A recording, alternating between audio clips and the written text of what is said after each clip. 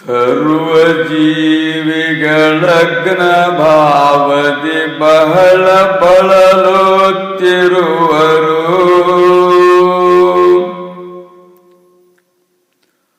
ಪೂರ್ವ ಜನ್ಮದ ಪುಣ್ಯದಿಂದಲೇ ನಿನ್ನ ಪಾದಕ್ಕೆ ಬರುವರು.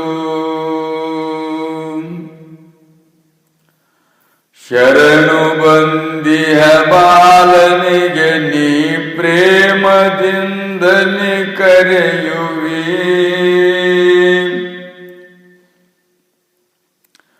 ಅರಿತು ಅಧಿಕಾರವನು ಆತಗೆ ಬೋಧದಿಂದಲೇ ಪೊರೆಯುವಿ.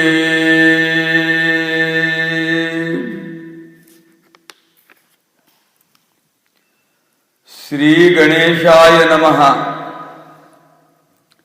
ಶ್ರೀ ಗುರು ಸಿದ್ಧಾರೂಢಾಯ ನಮಃ. ಶ್ರೀ ಸದ್ಗುರು ಸಿದ್ಧಾರೂಢ ಮಹಾಪ್ರಭುಗಳವರ ದಿವ್ಯ ಚರಿತ್ರೆಯಲ್ಲಿ ಇಂದು 31ನೇ ಅಧ್ಯಾಯವು ಪ್ರಾಪ್ತವಾಗಿರುವಂತಹದ್ದು.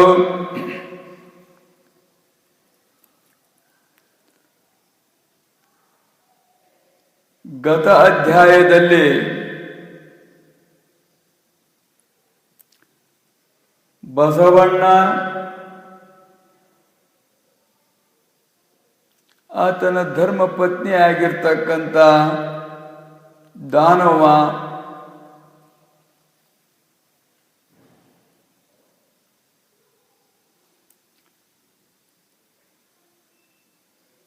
ಎರಡು ಮೂರು ಸಲ ಗರ್ಭಧಾರಣವಾಗಿ ನವಮಾಸ ಪರ್ಯಂತ ಇದ್ದು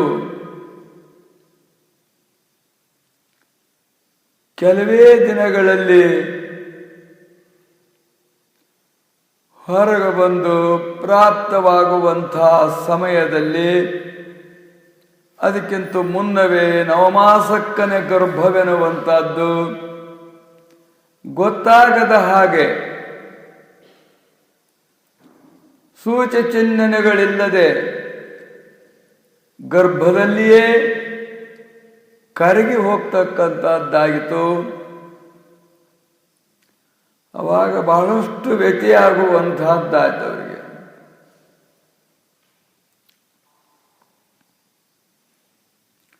ಒಂಬತ್ತು ತಿಂಗಳವರೆಗೂ ಅದನ್ನ ಗರ್ಭದಲ್ಲಿಟ್ಟುಕೊಂಡು ಅಷ್ಟೆಲ್ಲ ಕಷ್ಟಗಳನ್ನು ಅನುಭವಿಸಿ ಕೊನೆಗೆ ಪ್ರಾಪ್ತವಾಗದೇ ಇರತಕ್ಕಂಥದ್ದು ನೋಡಿ ಒಂದಲ್ಲ ಎರಡಲ್ಲ ಮೂರು ಸಲ ಹೀಗಾದಾಗ ಬಹಳ ವ್ಯತಿಯಿಂದ ಕೂಡಿದಾಗ ಈ ರಹಸ್ಯವೆನ್ನುವಂತಹದ್ದು ಗೊತ್ತಾಗುವುದಿಲ್ಲ. ಆದ್ರಿಂದ ಸದ್ಗುರು ಸಿದ್ಧಾರೂಢರ ಹತ್ರ ಹೋಗಿ ನೀವು ಪ್ರಾರ್ಥನೆ ಮಾಡಿರಿ, ಅವರನ್ನು ಒಲಿಸಿಕೊಳ್ಳಿರಿ ಎಂದು ಆಪ್ತಳಾಗಿರ್ತಕ್ಕಂಥ ವಯೋವೃದ್ಧಳಾಗಿರ್ತಕ್ಕಂಥ ಸಿದ್ಧಾರೂಢ ಭಕ್ತಳಾಗಿರ್ತಕ್ಕಂಥ ಒಂದು ಮುದುಕಿ ಅವರಿಗೆ ಮಾರ್ಗದರ್ಶನ ಮಾಡಿದಾಗ ಅದೇ ರೀತಿಯಾಗಿ ಬಂದು ಅವರು ಗುರುವಿನ ಅನುಗ್ರಹವಾಗಿರ್ತಕ್ಕಂಥದ್ದನ್ನು ಪಡೆದುಕೊಂಡು ಅವರು ಆದೇಶ ಮಾಡಿದರು. ಇಲ್ಲಿವರೆಗೂ ಗರ್ಭದಲ್ಲೇ ಜೀರ್ಣವಾದವು, ಈಗ ಈ ಸಲ ಜೀವಂತವಾಗಿ ಮಗುವೆನ್ನುವಂತಹದ್ದು ಪ್ರಾಪ್ತವಾಗ್ತದೆ. ಆದರೆ ಅದರ ದರ್ಶನ, ಆ ಪ್ರೇಮ, ಆ ತಾಯ್ತನದ ಸುಖ ಅನ್ನುವಂಥದ್ದು ನಿಮಗೆ ಅದರಿಂದ ಸಿಗುವಂತಹದ್ದಾಗುವುದಿಲ್ಲ. ಅದರ ನಂತರ ಪ್ರಾಪ್ತವಾಗ್ತಕ್ಕಂಥ ಪುತ್ರನಿಂದ ಎಲ್ಲ ಭಾಗ್ಯಗಳು ನಿಮಗೆ ಪ್ರಾಪ್ತವಾಗ್ತವೆ ಅಂತೇಳಿ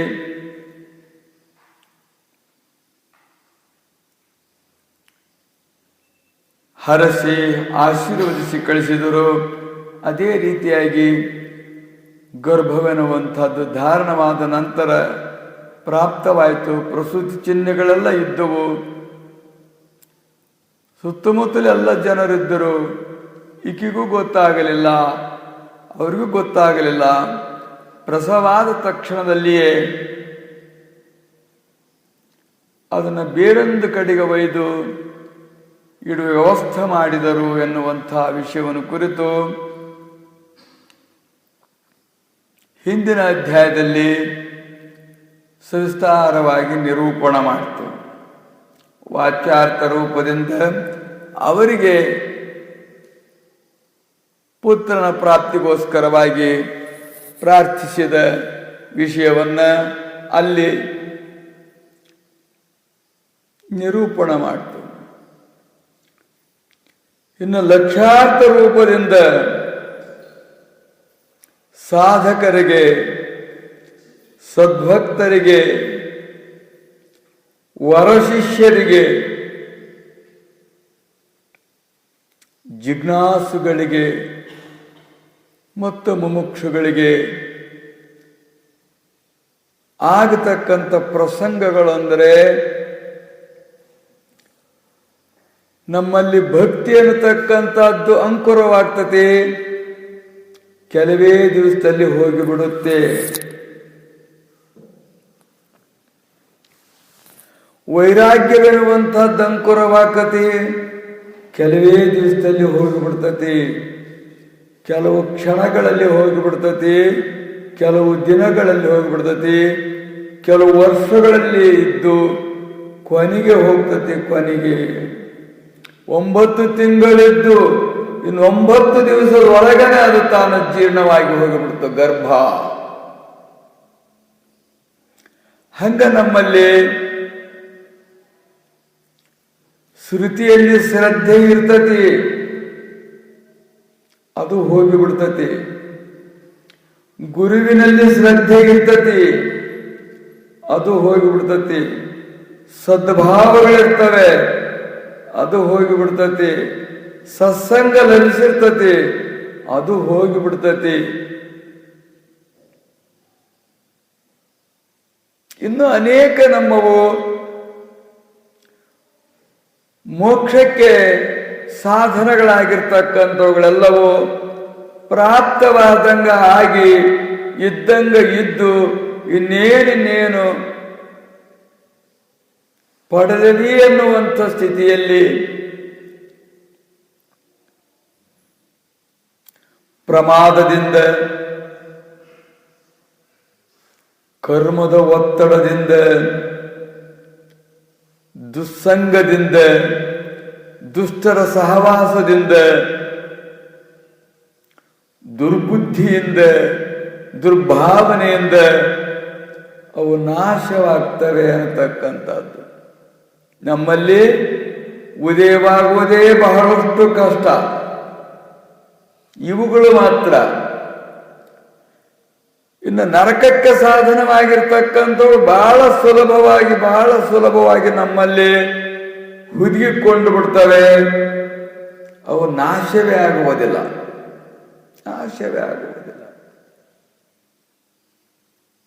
ಎಷ್ಟು ಪ್ರಯತ್ನ ಮಾಡಿದರೂ ಕೂಡ ನಾಶವಾಗುವುದಿಲ್ಲ. ಶ್ರೇಷ್ಠ ಗುಣಗಳು ಎಷ್ಟು ಪ್ರಯತ್ನ ಮಾಡಿದರೂ ಕೂಡ ಉಳಿಸ್ಕೊಳ್ಳೋದು ಕಷ್ಟ ಐತಿ. ಆದರೆ ದುಶ್ಚಟಗಳು ಎಷ್ಟು ಪ್ರಯತ್ನ ಮಾಡಿದರೂ ಕೂಡ ನಾಶವಾಗುವುದು ಬಹಳಷ್ಟು ಕಷ್ಟವೈತಿ.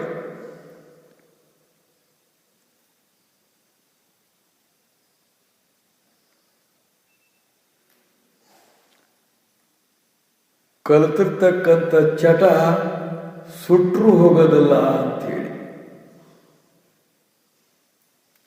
ಮಾಡ್ಕೊಂಡು ಹೆಂಡ್ತಿನಾರ ಬಿಡ್ತಾನೆ, ಮನಿ ಬಿಡ್ತಾನೆ, ಮರ್ಯಾದೆ ಬಿಡ್ತಾನೆ, ಆದರೆ ಕಲ್ತದ್ದನ್ನು ಬಿಡೋದಿಲ್ಲ ಅಂತಾರೆ.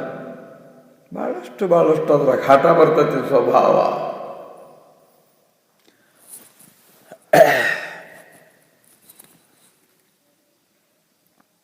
ಬಹಳಷ್ಟು ಛಲ ಬರ್ತದೆ, ಬಹಳಷ್ಟು ನಾಶವಾಗ್ತಕ್ಕಂಥದ್ದು. ಶ್ರೀಕೃಷ್ಣ ಸಂಧಾನಕ್ಕೆ ಬಂದಾಗ ಇನ್ನೇನು ಬೇಡಪ್ಪ, ಅವರು ಶಾಂತಿ ಪ್ರಿಯರಾಗಿರ್ತಕ್ಕಂಥವ್ರು ಪಾಂಡವರು. ಅಧಿಕಾರ, ದಂಭ, ದರ್ಪ ಈ ಪ್ರಿಯರಲ್ಲ ಅವರು, ಧರ್ಮ ಪ್ರಿಯರವರು, ಶಾಂತಿ ಪ್ರಿಯರು. ಅವ್ರಿಗಾಗಿ ಬರೀ 5 ಗ್ರಾಮ ಕೊಟ್ಟು ಬಿಡು ನೀನು ಅಂತ ಕೇಳಿದ ಶ್ರೀಕೃಷ್ಣ. ಒಂದು ಸೂಜಿ ಮನೆಯವಷ್ಟು ಕೂಡ ನಾನು ಕೊಡೋದಿಲ್ಲ ಜಗನ ಅಂತ ಅಂದವನು. ಒಂದು ಸೂಜಿ ಇಡುವಷ್ಟು ಐತಲ್ಲ ನೆಲ, ಅಷ್ಟು ಕೊಡೋದಿಲ್ಲ ಅಂತೇಳಿ ಹಠ ಮಾಡಿದವನು. ದುಷ್ಟ ಆಗಿರ್ತಕ್ಕಂಥವನು ಅಂದ್ರೆ ದುರ್ಬುದ್ಧಿ ಅನ್ನುವಂಥದ್ದು ಆ ರೀತಿಯಾಗಿರುವಂಥ ಹಠ ಸಾಧಿಸ್ತಕ್ಕಂಥದ್ದಾಗಿರುವುದು. ಕೊನೆಗೆ ಸರ್ವನಾಶವಾಗಿ ಬಿಡುತ್ತವನಿಗೆ, ಸರ್ವನಾಶವಾಗಿ ಬಿಡುತ್ತ. ಶಾಂತಿದೂತನಾಗಿ ಪರಮಾತ್ಮನೇ ಬಂದು ಸಂಧಿಗೋಸ್ಕರವಾಗಿ ಬಹಳಷ್ಟು ಪ್ರಯತ್ನ ಮಾಡಿದ. ದುರ್ಬುದ್ಧಿಯಿಂದ ಅವನನ್ನು ಬಂಧಿಸಿ ಅವನನ್ನು ನಾಶ ಮಾಡಲಿಕ್ಕೆ ಯತ್ನ ಮಾಡಿದ ಅವನು. ಹಂಗ ನಮ್ಮಲ್ಲಿ ವೃತ್ತಿಗಳಾಗಿರ್ತಕ್ಕಂಥವುಗಳು ಶಾಂತಿ, ಸುಖ, ಮೋಕ್ಷವೆನ್ನತಕ್ಕಂಥದ್ದು ಕೊಡ್ತಕ್ಕಂಥ ಸಂಧಾನಕ್ಕೆ ಬಂದಾಗ ಅದನ್ನು ಒಪ್ಪುವುದಿಲ್ಲ, ಆ ಮಾರ್ಗವನ್ನು ಒಪ್ಪುವುದಿಲ್ಲ, ಆ ನೀತಿಯನ್ನು ಒಪ್ಪುವುದಿಲ್ಲ. ತನ್ನದೇನು ಪ್ರವೃತ್ತಿ ಐತೋ ಅದನ್ನೇ ಸಾಧಿಸುವಂತಹದ್ದಾಗುವುದು. ಆದ್ರಿಂದ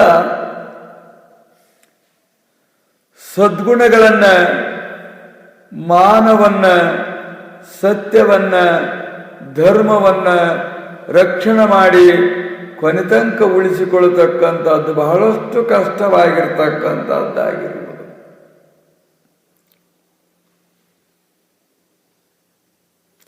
ಬಹಳಷ್ಟು ವರ್ಷಗಳು ಶ್ರಮಪಟ್ಟು ಕಟ್ಟಬಹುದು.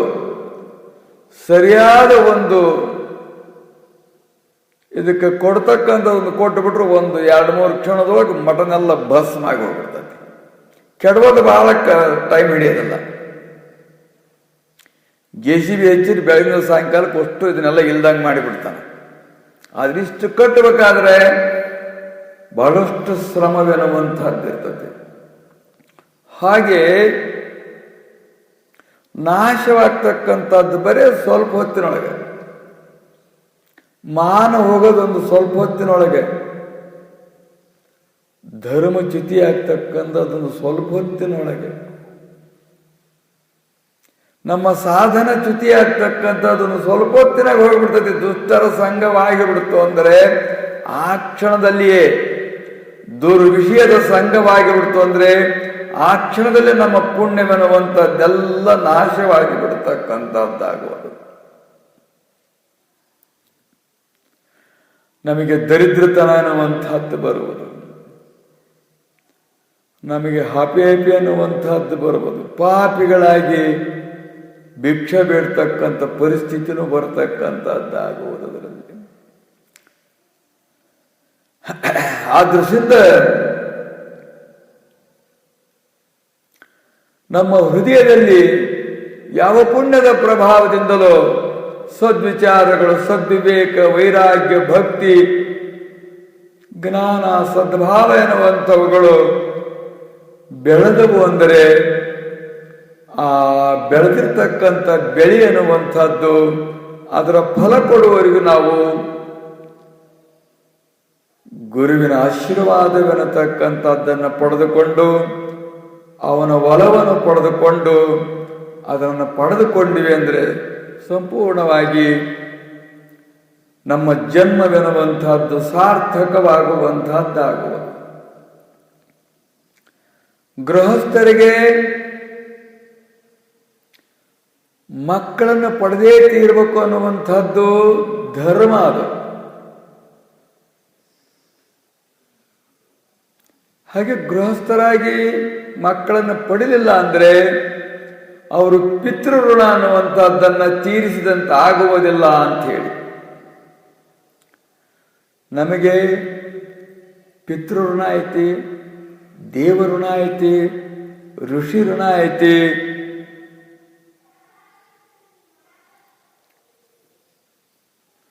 ತಂದೆ ತಾಯಿಗಳ ಋಣ ಅನ್ನುವಂಥದ್ದೈತಿ, ಅನೇಕ ಋಣಗಳಿದಾವೆ.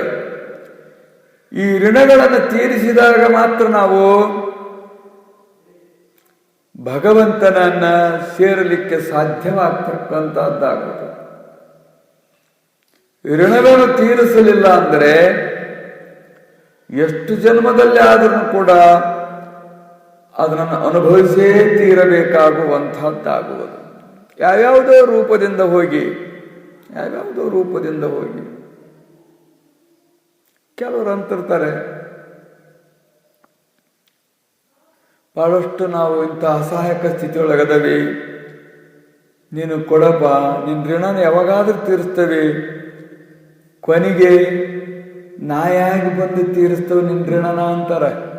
ಮನಿಕಾಯ ನಾಯಿ ಋಣ ತೀರ್ಸಕ್ ಬಂದೈತಿ, ಎಮ್ಮಿ ಆಕಳ ಋಣ ತೀರ್ಸಕ್ ಬಂದದವೆ, ಎತ್ತು ಕತ್ತಿ ಋಣ ತೀರ್ಸಕ್ ಬಂದದವೆ.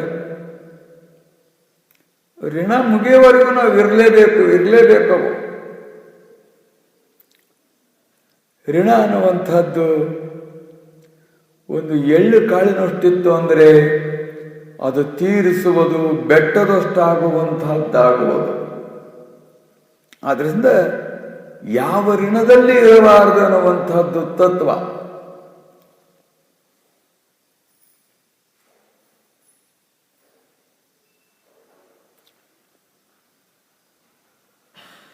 ನೋಡು, ಅವ್ರ ಋಣ ನನ್ನ ಮೇಲೆ ಭಾಳ ಐತಪ್ಪ ಅಂತಾರೆ. ಯಾವ್ದಕ್ಕಾರ ಸಹಾಯ ಆಗಿದ್ರು, ಏನಾರ ಮಾಡಿದ್ರು, ಅನ್ನ ಕೊಟ್ಟಿದ್ರು, ವಸ್ತ್ರ ಕೊಟ್ಟಿದ್ರು ಅಂದ್ರೆ ಭಾಳ ಐತಪ್ಪ ಅವ್ರ ಋಣ ನನ್ನ ಮೇಲೆ, ಅದು ನಾವು ತೀರಿಸ್ಬೇಕು ಅಂತಾರೆ. ಅವ್ರು ಹಿಂಗೆ ಮಾಡಿದ್ರು ಅಂದ್ರೆ ನಾವು ಹಿಂಗೆ ಮಾಡಿ ತೀರಿಸ್ಬೇಕು ಅಂತಕ್ಕಂಥದ್ದು ಗೃಹಸ್ಥ ಧರ್ಮವಾಗಿರ್ತಕ್ಕಂಥದ್ದು. ಆ ಋಣಿಗಳಾಗಬಾರದು ಅಂಥೇಳಿ.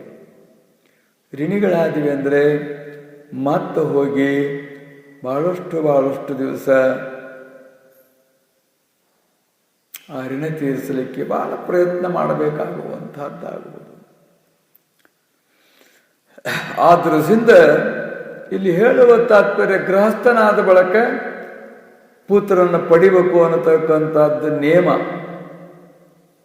ಅಪುತ್ರಸ್ಯ ಗತಿರ್ನಾಸ್ತಿ ಅಂಥೇಳಿ ಇದೊಂದು ಲೌಕಿಕದ ಶಬ್ದವಾಗಿರ್ತಕ್ಕಂಥದ್ದು, ಪ್ರಾಪಂಚಿಕದ ಒಂದು ವಿಷಯವಾಗಿರ್ತಕ್ಕಂಥದ್ದು. ಅಂದ್ರೆ ಪಡೆದೇ ತೀರಬೇಕು ಅವನು ಅನ್ನುವಂಥದ್ದು ನೇಮ. ಅದು ಬಹಳ ಗೃಹಸ್ಥ ಧರ್ಮ ಅಂತಕ್ಕಂಥದ್ದು ಬಹಳ ಕಠೋರ ಐತಿ. ನಾವು ತಿಳ್ಕೊಂಡಷ್ಟು ಸುಲಭ ಇಲ್ಲ. ಸನ್ಯಾಸ ಧರ್ಮಕ್ಕಿಂತನೂ ಕೂಡ ಬಹಳಷ್ಟು ಕಠೋರವಾಗಿರ್ತಕ್ಕಂಥದ್ದು ಗೃಹಸ್ಥ ಧರ್ಮ. ಅದನ್ನು ನಾವು ಆಚರಿಸ್ತೇವೇನು ಅಂದರೆ ಆಚರಿಸ್ತಾ ಇಲ್ಲ. ಆ ಧರ್ಮವನ್ನ ಆಚರಿಸ್ತಾ ಇಲ್ಲ ನಾವು. ಅದನ್ನು ಆಚರಿಸಿದೀವಿ ಅಂದರೆ ಧನ್ಯೋ ಗೃಹಸ್ಥಾಶ್ರಮ ಅಂತಾರೆ. ಆಶ್ರಮದ ಧರ್ಮವಾಗಿರ್ತಕ್ಕಂಥದ್ದನ್ನು ನಾವು ಆಚರಿಸಿದ್ವಿ ಅಂದರೆ ಬಹಳಷ್ಟು ಧನ್ಯವಾಗಿರ್ತಕ್ಕಂಥದ್ದು ಅಂದರೆ. ಅದಕ್ಕನೆ ಆಶ್ರಮದ ಧರ್ಮರತಿ ಅಂಥೇಳಿ ಶ್ರೀಮ ನಿಜಗುಣ ದೇವರು ಆಶ್ರಮದ ಯಾವ ಆಶ್ರಮದಲ್ಲಿರ್ತವೋ ಅದರಂತೆ ನಡೀತಕ್ಕಬೇಕು, ಅದಕ್ಕೆ ವಿರುದ್ಧವಾಗಿ ನಡಿಬಾರದು ಅನ್ನುವಂಥದ್ದು ನೀತಿಯಾಗಿರುವಂಥದ್ದು.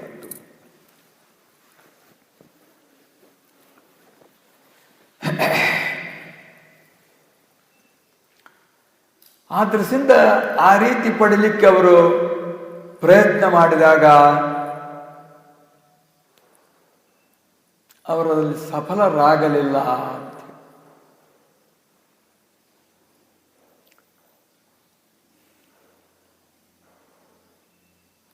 ಆವಾಗ ಸಫಲರಾಗಲಿಲ್ಲ ಅಂದರೆ ನರಕದಲ್ಲಿ ಶಾಶ್ವತವಾಗಿರ್ತಕ್ಕಂಥ ವಾಸ ಅಂಥೇಳಿ. ಮಕ್ಕಳನ್ನು ಪಡಿಲಿಲ್ಲ ಅಂದರೆ, ಅದು ಯೋಗ್ಯ ಮಕ್ಕಳನ್ನು ಪಡಿಲಿಲ್ಲ ಅಂದರೆ, ಧೃತರಾಷ್ಟ್ರ ಪಡೆದ ಬಹಳಷ್ಟು ಮಂದಿ ಮಕ್ಕಳನ್ನ, ಅದು ಪ್ರಯೋಜನವಿಲ್ಲ. ಅದು ಏಕೋಪಿ ಗುಣವಾನ್ ಪುತ್ರ ಅಂಥೇಳಿ ಆ ಹುಟ್ಟಿದ ಮಗ ಹೇಗಿರ್ಬೇಕು ಅಂದರೆ ಪುನ್ನಾಮ ನರಕ ತಾರದಿತಿ ಇತಿ ಪುತ್ರ ಅಂತೇಳಿ. ಪುತ್ರ ಅಂತ ಯಾರಿಗನ್ಬೇಕು ಅಂದರೆ ನಮ್ಮನ್ನ ನರಕದಿಂದ ಉದ್ಧಾರ ಮಾಡ್ತಕ್ಕಂಥ ಯೋಗ್ಯತೆ ಉಳ್ಳಂಥವನು ಮಾತ್ರ ಪುತ್ರ ಅಂತೇಳಿ. ಈಗಿನ ಪುತ್ರರು ಸತ್ತಾಗಲ್ಲ, ಇದ್ದಾಗ ನರಕ ಮಾಡ್ತಾರ ಅವರು. ವೃದ್ಧಾಶ್ರಮಕ್ಕೆ ಕಳಿಸೋದು ಏನಿದು? ನರಕನೋ ಏನಿದು? ವೃದ್ಧಾಶ್ರಮಕ್ಕೆ ಹಾಕಿಬಿಡ್ತಾರೆ. ಕೊನೆಗೆ ಯಾವ ಲಗ್ನ ಆತು ಇವನಿಗೆ ಅಂದ್ರೆ, ಇವನು ಹೆಂಡತಿ ಮನೆಗೆ ಬಂದ್ಲು ಅಂದ್ರೆ ಈ ಮುದುಕರದಲ್ಲಿ ಕಿಟಿ ಕಿಟಿ ಅಂತಾರ ಅವರು.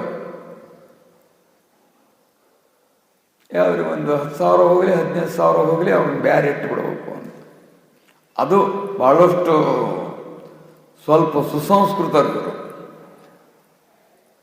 ಅದಕ್ಕೆ ವೃದ್ಧಾಶ್ರಮಕ್ಕೆ ಹಾಕರು. ಏನು ಕೆಲವರು ಓಡಿಸ್ಬಿಡೋದು, ಸಹಿ ಓಡಿಸಿಬಿಡ್ತಾರೆ. ಕಿರಿಕಿರಿ ಕೊಡೋದಪ್ಪ, ಅವ್ರು ಇರ್ಲಿಲ್ದಂಗೆ ಕಿರಿಕಿರಿ ಕೊಡೋದು. ಬಹಳಷ್ಟು ಮಂದಿ ಕೇಳಿದ್ದೇವೆ. ಉಣ್ಣಾಕ್ ಕೊಡ್ಬೇಕಾದ್ರೆ ಕಟ್ಗಳು ರೊಟ್ಟಿನ ಮುಸುರೆಯಾಗಿ ಎತ್ತಿ ಹಾಕಿದರೆ ಗೊತ್ತೈತೆ ನಮಗೆ, ತಂದೆ ತಾಯಿಗಳಿಗೆ. ಯಾಕೆ ಹೆಂಗೆ ಮಾಡಿದೆ ಅಂದ್ರೆ ನಿನಗೆ ಹಲ್ಲಲ್ಲ, ಅದಕ್ಕೆ ಮೆತ್ತಗಾಗಲಿ ಅಂತ ಹೆಂಗೆ ಮಾಡಿದ್ದೇನೆ ಅಂತ ಅನ್ನೋದು. ಗಂಡಿಗೆ ಮೆತ್ತಗಾಗಲಿ ಅಂತೇಳಿ ಬಿಸಿ ನೀರಿನಾಗ ಬಿಸಿಯಾರ್ನಾಗ ಎದ್ದು ಹಾಕಿದ್ದೇನೆ ಅಂತ ಗಂಡಿಗೆ ಹೇಳೋದು. ಇವರು ಈ ನಮೂನಿ ಉಪದ್ರ ಮಾಡ್ತಿರ್ತಾರೆ. ಬಹಳಷ್ಟು ರೀತಿಯಾಗಿರುವಂಥ ಉಪದ್ರ ಕೊಡ್ತಾರೆ ಅವರು. ಅವ್ರ ಕಿರಿಕಿರಿಗಳು ಶುರುವಾಗ್ಬಿಟ್ಟು ಸಸಿ ಕಿರಿಕಿರಿ ಅಂದ್ರೆ ಅದು ಅನುಭವಿಸೋರಿಗೆ ಗೊತ್ತು. ಸಾಕಾಗಿತ್ತು, ಅವ್ರು ಬಿಟ್ಟು ಹೋಗಿಬಿಡ್ತಾರೆ. ಇನ್ನು ಹಂಗು ಹಿಂಗು ಹೆಣ್ಮಕ್ಳಿದ್ರೆ ಸ್ವಲ್ಪ ಜಪಾನ ಮಾಡ್ತಾರೆ. ಗಂಡ್ಮಕ್ಳಂತೂ ಈಗಿನ ಗಂಡ್ಮಕ್ಳು ಈ ಜನ್ಮದಲ್ಲಿಯೇ ನರಕದಲ್ಲಿ ಇಡ್ತಕ್ಕಂಥವರ ಹುಟ್ಟೋದು ಭಾಳ ಆಗೈತಿ. ಬಹಳಷ್ಟು ಮಂದಿ ಇತ್ತೀಚಿನ ಜನರೆಲ್ಲರೂ ಈ ಪ್ರವೃತ್ತಿ ಉಳ್ಳಂಥವರೇ. ಈ ಪ್ರವೃತ್ತಿಗೆ ಕಾರಣವಾಗಿರ್ತಕ್ಕಂಥ ಈ ತಂದೆ ತಾಯಿಗಳು ಅವರು. ಮೊದಲಿನ ನಿಯಮ ಇಲ್ಲ. ಯಾವ್ಯಾವ ದುರ್ಭಾವನೆಗಳಿಂದ ಕೂಡಿಕೊಂಡು ರಕ್ತಗತವಾಗಿರ್ತಕ್ಕಂಥ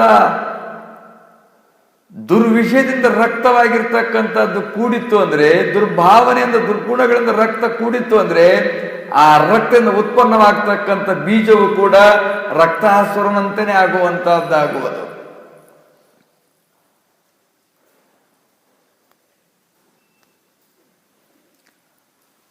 ಧೃತರಾಷ್ಟ್ರನಿಗೆ ವ್ಯಾಸ ಮಹರ್ಷಿಗಳಾಗಿರ್ತಕ್ಕಂಥವರೇ ಗಾಂಧಾರಿಗೆ ಗರ್ಭಧಾರಣವಾಗುವ ಹಾಗೆ ಅನುಗ್ರಹ ಮಾಡಿದರು ಅಂಥೇಳಿ ಇತಿಹಾಸದಲ್ಲಿ ಬರ್ತದೆ. ಇತಿಹಾಸದಲ್ಲಿ ಬಂದರೆ ಏನಾಗುತ್ತದೆ ಇಲ್ಲಿ ಅಂದರೆ, ಪಂಚಪಾಂಡವರಾಗಿರ್ತಕ್ಕಂಥವರು ಅಡವಿಯಲ್ಲಿರ್ತಾರೆ, ಪಾಂಡುರಾಜ ಅವರೆಲ್ಲರೂ. ಆವಾಗ ಅವನಿಗೊಂದು ಶಬ್ದವೇದಿ ಬಾಣ ಬಿಟ್ಟದ್ರಿಂದ ಋಷಿಶಾಪವೆನ್ನುವಂಥದ್ದು ಬಂದು ಬಿಡ್ತತಿ. ಋಷಿಶಾಪ ಪಾಂಡುರಾಜನಿಗೆ.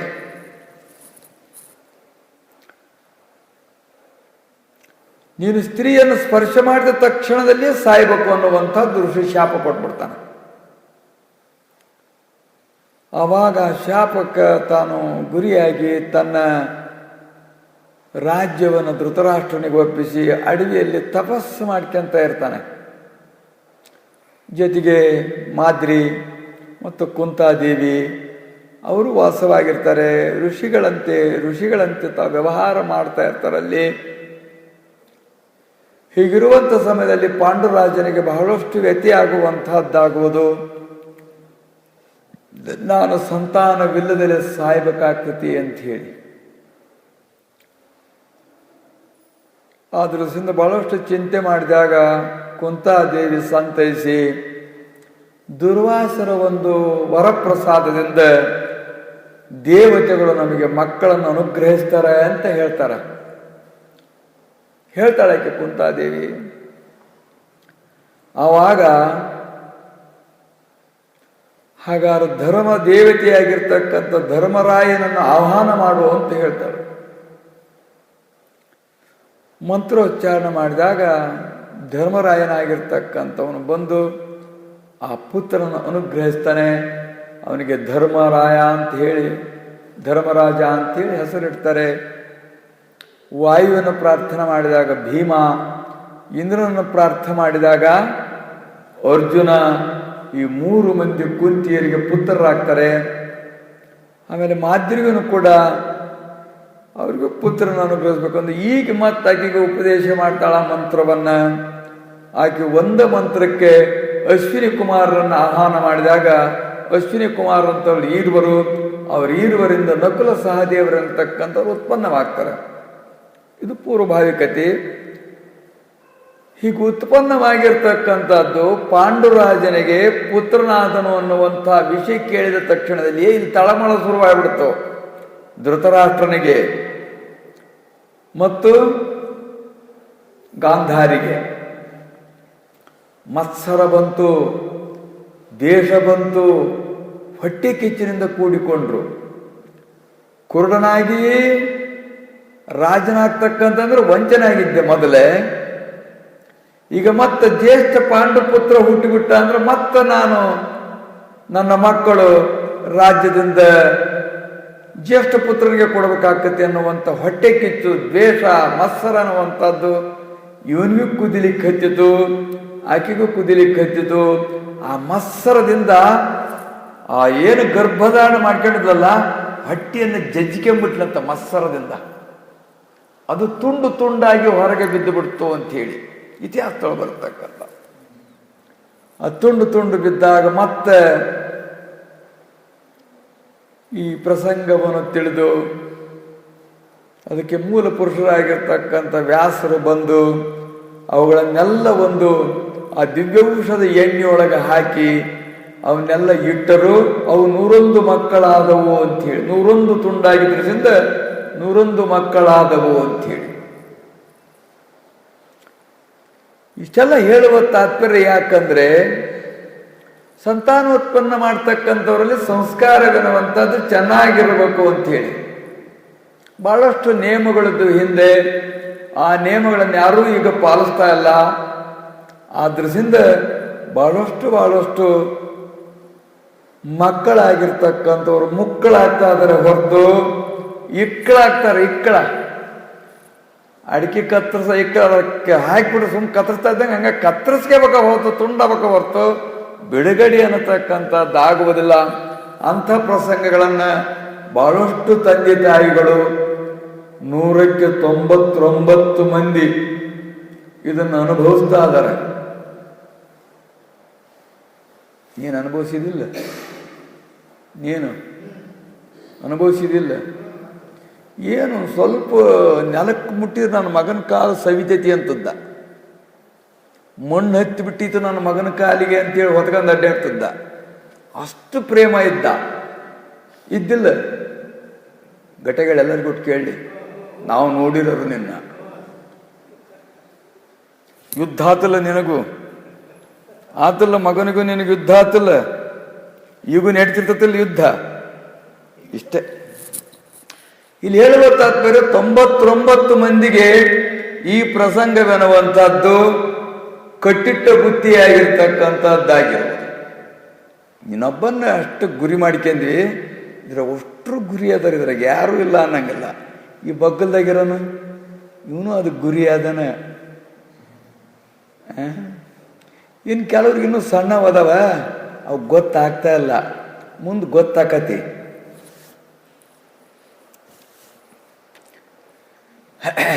ಆದ್ರಿಂದ ನಮ್ಮ ರಕ್ತ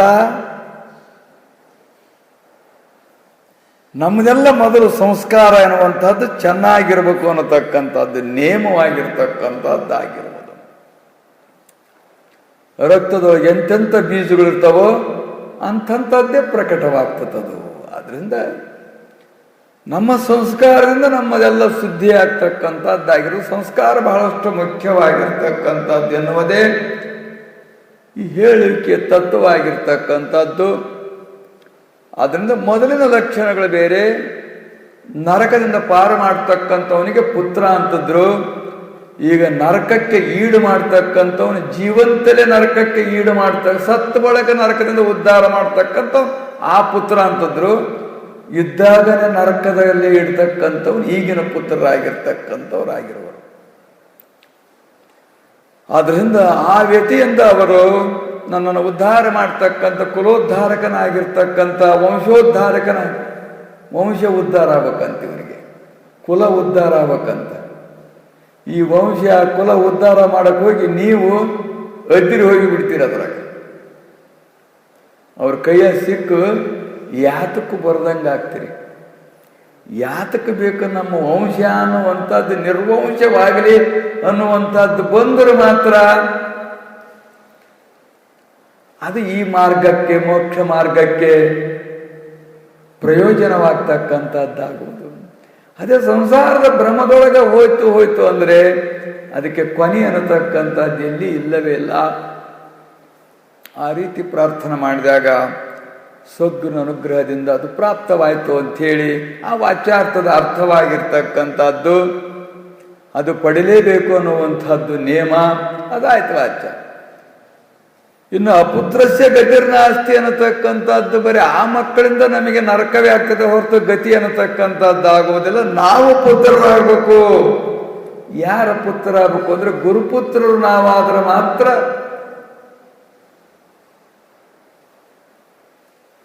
ನಮಗೆ ಆ ಯಾವ ಸದ್ಗತಿ ಅನ್ನುವಂತಹದ್ದು ಪ್ರಾಪ್ತವಾಗ್ತದೆ. ಗುರುಪುತ್ರರಾಗಲಿಲ್ಲ ಅಂದ್ರೆ ಅಪುತ್ರಸ್ಯ ಗತಿರ್ನಾಸ್ತಿ. ನಾವು ಆ ಪುತ್ರರಾಗಲಿಲ್ಲ ಅಂದ್ರೆ ನಮಗೆ ಗತಿ ಅನ್ನುವಂಥದ್ದಿಲ್ಲವೇ ಇಲ್ಲ, ಮತಿನೂ ಕೂಡ ಇಲ್ಲವೇ ಇಲ್ಲ. ನಮಗೆ ದುಃಖವೇ ನಮಗೆ ಪ್ರಾಪ್ತವಾಗ್ತಕ್ಕಂಥದ್ದಾಗುವುದು. ಇದು ಪಾರಮಾರ್ಥ ಮತ್ತು ಅಲೌಕಿಕವಾಗಿರ್ತಕ್ಕಂಥ ಅರ್ಥಕ್ಕೆ ಸಂಬಂಧಪಟ್ಟಿರ್ತಕ್ಕಂಥ ವಿಷಯ.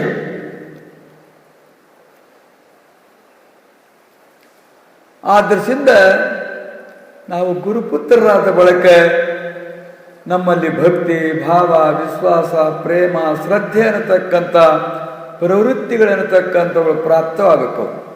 ಜ್ಞಾನ ಪುತ್ರರನ್ನು ಪಡಿಬೇಕು ನಾವು, ವೈರಾಗ್ಯ ಪುತ್ರರನ್ನು ಪಡಿಬೇಕು ನಾವು, ಭಕ್ತಿ ಪುತ್ರನಾಗಿರ್ತಕ್ಕಂಥವರನ್ನು ಪಡಿಬೇಕು. ಹಾಗೆ ಪಡೆದಾಗ ಮಾತ್ರ ಹೊರಗಲ್ಲ, ನಮ್ಮ ಹೃದಯದೊಳಗೆ ಹೃದಯ ಉತ್ಪನ್ನವಾಗ್ತಕ್ಕಂಥ ಈ ಸದ್ಭಾವನೆಗಳು ಇವು ಒಮ್ಮೊಮ್ಮೆ ಆಗ್ತಿರ್ತವೆ, ಆದವು ಉಳಿತಿರೋದಿಲ್ಲ. ಆದ್ದರಿಂದ ಇದರ ಶಾಶ್ವತವಾಗಿರುವಂಥ ಉಳಿವಿಗೋಸ್ಕರವಾಗಿ ನಾವು ಸದ್ಗುರುವಿನ ಆಶ್ರಯವನ್ನು ಪಡೆದುಕೊಂಡು ಅವನ ಆಶೀರ್ವಾದವನ್ನು ಪಡೆದುಕೊಂಡಿವೆ ಅಂದರೆ ಖಂಡಿತವಾಗಿ ಉತ್ಪನ್ನವಾಗಿರ್ತಕ್ಕಂಥವುಗಳನ್ನು, ಕೆಲವು ವೃತ್ತಿಗಳನ್ನು ತಾನೇ ಸ್ವತಃ ಸ್ವೀಕಾರ ಮಾಡಿ ತಾನು ಬೇರೆ ಕಡೆಗೆ ಬೇರೊಂದು ರೀತಿಯಾಗಿ ಅದನ್ನು ಜತನ ಮಾಡಿದ ಅಂಥೇಳಿ ಆ ಹುಟ್ಟಿದ ಕೂಸನ್ನು ತೆಗೆದುಕೊಂಡು ಹೋಗಿ ಬೇರೆ ಕಡೆಗೆ ಇಟ್ಟರು ಅಂಥೇಳಿ. ಹಂಗೆ ಕೆಲವೊಂದು ಇರ್ತಕ್ಕಂಥವುಗಳಿಂದವಲ್ಲ ಅವನು ತಾನು ಸ್ವೀಕಾರ ಮಾಡಿಬಿಡ್ತಾನೆ. ಸ್ವೀಕಾರ ಮಾಡಿ ಅದರ ಮುಖೇಣವಾಗಿ ಅದನ್ನು ಪೂರ್ಣ ರಕ್ಷಣೆ ಮಾಡಿ ಪ್ರಬಲವಾಗುವ ಹಾಗೆ ಮಾಡಿ ಅದನ್ನು ಶ್ರೇಷ್ಠವಾಗಿರುವಂಥ ಸದ್ಗತಿಗೆ ಮುಟ್ಟಿಸುವಂಥವನಾಗುವನು. ಅವನ ಸ್ವಾಧೀನವಾದರೆ, ಹುಟ್ಟಿದ ಮಗು ಅವನ ಸ್ವಾಧೀನವಾಗಿದ್ದರಿಂದ ಅದು ಬೆಳೆದು ಸತ್ಸಂಗದಲ್ಲಿ ತಾನಿದ್ದುಕೊಂಡು ಕೊನೆಗೆ ಸದ್ಗುರುವಿನ ಸನ್ನಿಧಿಗೆ ಬಂದು ಮನು ಮುನಿ ರುದ್ರಾದ್ಯರರಿಯದ ಅನುಭೂತಿಯಾಗಿರ್ತಕ್ಕಂಥದ್ದನ್ನು ತಾನೇನೂ ಮಾಡದೆ ಇದ್ದರೂ ಕೂಡ ಅವನ ಆಜ್ಞೆ ಪಾಲನ ಮಾಡುವುದರ ಮುಖೇಣವಾಗಿ ಆ ಮೋಕ್ಷವನ್ನೇ ಪಡೆದ ಅನ್ನುವಂಥ ವಿಷಯವನ್ನು ಮುಂದಿನ ಅಧ್ಯಾಯದಲ್ಲಿ ಬರುವಂಥದ್ದಾಗುವುದು. ಇಲ್ಲಿ ಲಕ್ಷ್ಯಾರ್ಥದಲ್ಲಿ ತಿಳಿತಕ್ಕಂಥದ್ದಿಷ್ಟೇ, ನಮಗೆ ಜ್ಞಾನವೆನ್ನತಕ್ಕಂಥದ್ದು ಉತ್ಪನ್ನವಾಗ್ತಾ ಇರ್ತದೆ, ಉತ್ಪನ್ನವಾಗಿರ್ತಕ್ಕಂಥದ್ದು ಜೀರ್ಣವಾಗ್ತದೆ. ವೈರಾಗ್ಯವೆನ್ನತಕ್ಕಂಥದ್ದು ಬರ್ತದೆ, ಅದು ಹಂಗ ಹೋಗಿಬಿಡ್ತತಿ.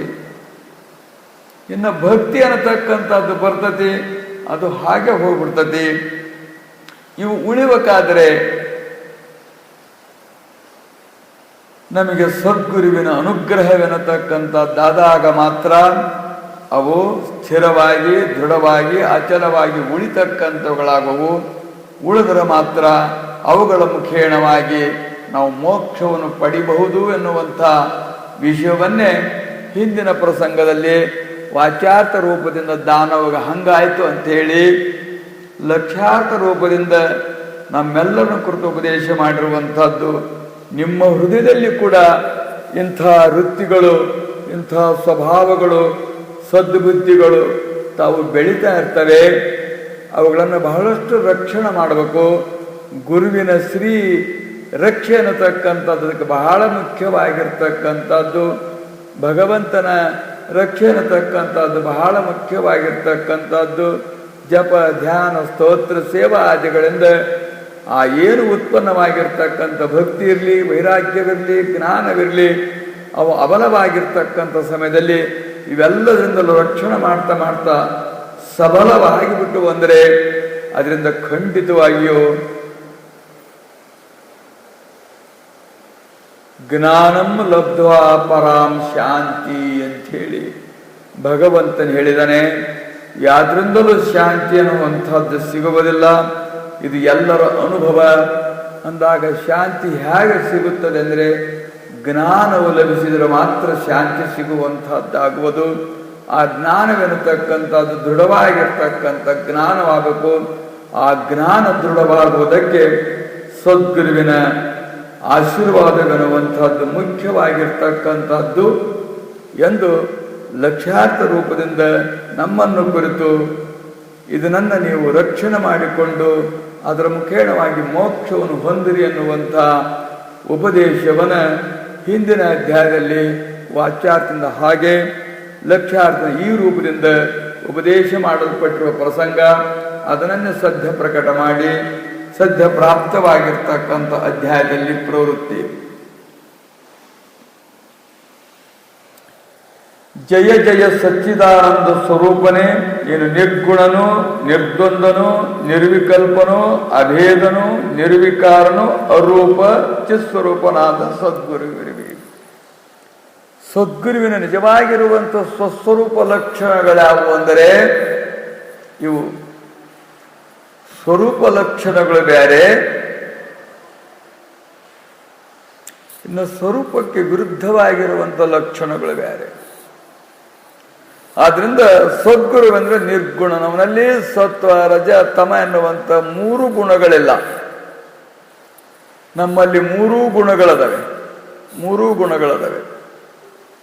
ನಿರ್ದ್ವಂದ್ವನು ಅಂಥೇಳಿ ಅವನು ದ್ವಂದ್ವಾತೀತನಾಗಿರ್ತಕ್ಕಂಥವನು. ಅವನ ಹೊರತಾಗಿ ಮತ್ತೊಂದಿಲ್ಲವೇ ಇಲ್ಲ. ಅವನ ಸದೃಶ್ಯವಾಗಿ ಮತ್ತೊಂದಿಲ್ಲವೇ ಇಲ್ಲ. ಗಗನವು ಹೇಗಿರುವುದೋ ಅದು ಏಕವಾಗೈತೆ.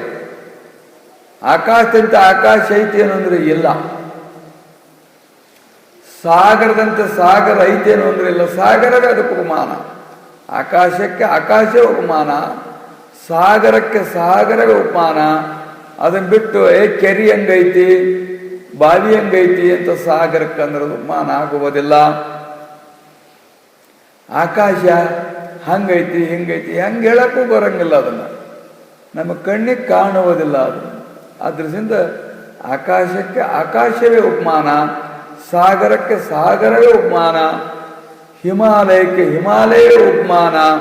ಅದರಂತೆ ಸದ್ಗುರುವಿಗೆ ಅವನೇ ಉಪಮಾನವಾಗಿರ್ತಕ್ಕಂಥದ್ದೇ ಹೊರತು ಅವನಂತ ಮತ್ತೊಂದು ಐತಿ ಅನ್ನುವಂಗಿಲ್ಲವೇ ಇಲ್ಲ, ಮತ್ತೊಂದು ಯಾವುದೂ ಇಲ್ಲವೇ ಇಲ್ಲ. ನಮಗೆ ತೋರ್ತಾ ಇರುವಂತಹದ್ದು ಇದು ಭ್ರಮ. ಇಷ್ಟೆಲ್ಲ ತೋರ್ತಾ ಇರುವುದು ಭ್ರಮ. ನಮಗೆ ಸ್ವಪ್ನ ಬಿದ್ದಿರ್ತದೆ, ಅಲ್ಲೇನಾದ್ರೂ ಅದವೇನು ಅಂದ್ರೆ ಏನೂ ಇಲ್ಲ. ನಾವೊಬ್ಬರೇ ಇರ್ತಕ್ಕಂಥವರು, ನಮ್ದು ಒಂದೇ ಮನಸ್ಸಾಗಿರ್ತಕ್ಕಂಥದ್ದು ಹಲವು ರೀತಿಯಾಗಿ ಆಗ್ತಕ್ಕಂಥದ್ದು ಆ ಮನಸ್ಸೇ. ಅಲ್ಲಿ ಆಕಾಶವಾಗೈತಿ, ಭೂಮಿ ಆಗೈತಿ, ಅಗ್ನಿ ಆಗೈತಿ, ಜಲವಾಗೈತಿ, ಪರ್ವತವಾಗೈತಿ. ಅಲ್ಲಿ ಒಂದು ಹೆಂಡತಿ, ಅಲ್ಲಿ ಮಕ್ಕಳು, ಅಲ್ಲಿ ಹೊಲ, ಅಲ್ಲಿ ಅಧಿಕಾರ, ಏನೇನೋ ಐಶ್ವರ್ಯಗಳೆಲ್ಲ ಬೇರೆನಾದವು. ಒಟ್ಟು ಯಾತ್ರಿಂದ ಇವೆಲ್ಲ ಅದು ಅಂದ್ರೆ ಒಂದು ಮನಸ್ಸಿನಿಂದ ಆಗಿರ್ತಕ್ಕಂಥದ್ದವೆಲ್ಲ. ಒಂದೇ ಮನಸ್ಸು ಅಷ್ಟೆಲ್ಲ ಆಕಾರವಾಗಿರ್ತಕ್ಕಂಥದ್ದು ಸ್ವಪ್ನದೊಳಗೆ. ಅಷ್ಟೆಲ್ಲ ವಿಚಿತ್ರ ವೇಷಗಳು, ವಿಚಿತ್ರ ವ್ಯವಹಾರಗಳೆಲ್ಲವೂ ಆಗಿದ್ದೇನೆಂದ್ರೆ ಮನಸ್ಸೇ ಅಷ್ಟೆಲ್ಲ ಆಕಾರವಾಗಿರ್ತಕ್ಕಂಥದ್ದು. ಅದರ ಹೊರತು ಮತ್ತೊಂದು ಏನಾದ್ರು ಸ್ವಪ್ನದೊಳಗೆ ಐತೆ ಏನಂದ್ರೆ ಏನೂ ಇಲ್ಲವೇ ಇಲ್ಲ. ಅದರಂತೆ ಈ ನೆನಸಿನೊಳಗೆ, ಈ ಜಾಗೃತಿನೊಳಗೆ ತೋರ್ತಕ್ಕಂಥದ್ದೆಲ್ಲದು ಈ ಮಾಯಾ ಒಂದೇ. ಇಷ್ಟೆಲ್ಲ ರೂಪಧಾರಣ ಮಾಡಿ ನಮಗೆ ತೋರುವಂತಹದ್ದಾಗಿರುವುದು ಮನೋಮಯ ಸಂಸಾರ, ಮಾಯಾಮಯ ಪ್ರಪಂಚ ಅಂಥೇಳಿ. ಪ್ರಪಂಚವೇನೆಂದ್ರೆ ಮಾಯಾಮಯವಾಗಿರ್ತಕ್ಕಂಥದ್ದು. ಸಂಸಾರವೆಂದ್ರೆ ಮನೋಮಯವಾಗಿರ್ತಕ್ಕಂಥದ್ದು. ಹೆಂಗಂದ್ರೆ ಸ್ವಪ್ನದಂತೆ ಏನು ಇಲ್ಲದ್ದೇ ಇದ್ದಂತೆ ತೋರಿಸುವಂತಹದ್ದಾಗಿರುವುದು. ಇದೇ ಸತ್ಯ ಅನ್ನುವಂಥದ್ದು ನಮಗೆ ಭ್ರಮವಾಗೈತಿ. ಈ ಅವಸ್ಥೆಯಲ್ಲಿದ್ದಾಗ, ಈ ಅವಿದ್ಯೆ ಅಜ್ಞಾನ ಅವಸ್ಥೆಯಲ್ಲಿದ್ದಾಗ ನಮಗಿದು ಸರಿ ಸತ್ಯ, ಮಠ ಸತ್ಯ, ಮನೆ ಸತ್ಯ, ಅಧಿಕಾರ ಸತ್ಯ, ನಾವು ಸತ್ಯ, ಮಕ್ಕಳು ಸತ್ಯ, ಎಲ್ಲ ಸತ್ಯ ಸತ್ಯ ಸತ್ಯ ಸತ್ಯವಾಗಿ ಕಾಣ್ತಾ ಐತಿ.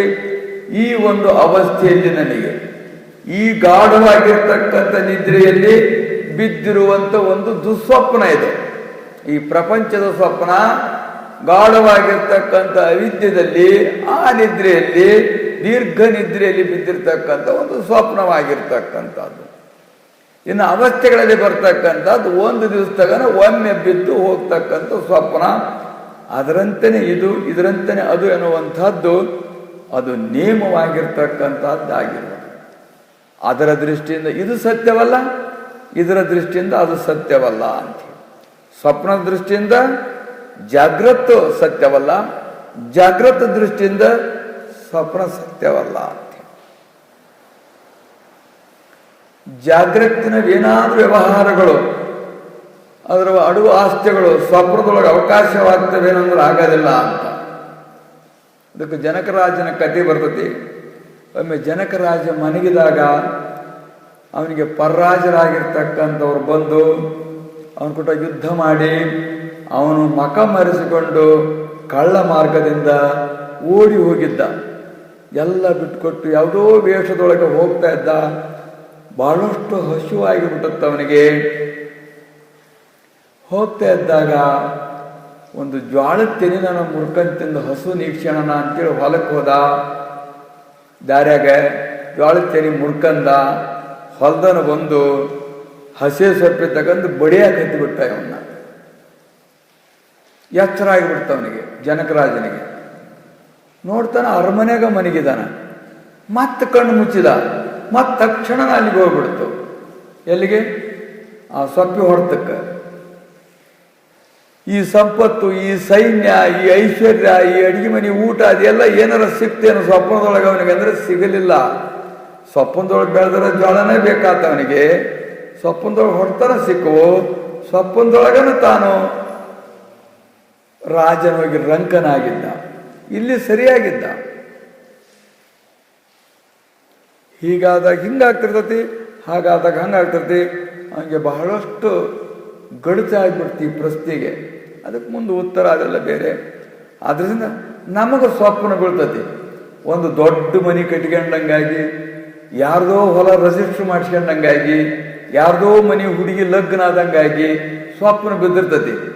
ಎದ್ದು ಬಳಕ ನಿಮ್ಮ ಮನೆ ಹುಡುಗಿ ಲಗ್ನ ಆಗಿದೆ ನಿನ್ನೆ ರಾತ್ರಿ ಅಂತೇಳಿ ಹೋದ್ರೆ 32 ಹಲ್ಲು ಉದ್ರಂಗೆ ಬುದ್ಧಿ ಕಳಿಸಿಬಿಡ್ತಾರೆ.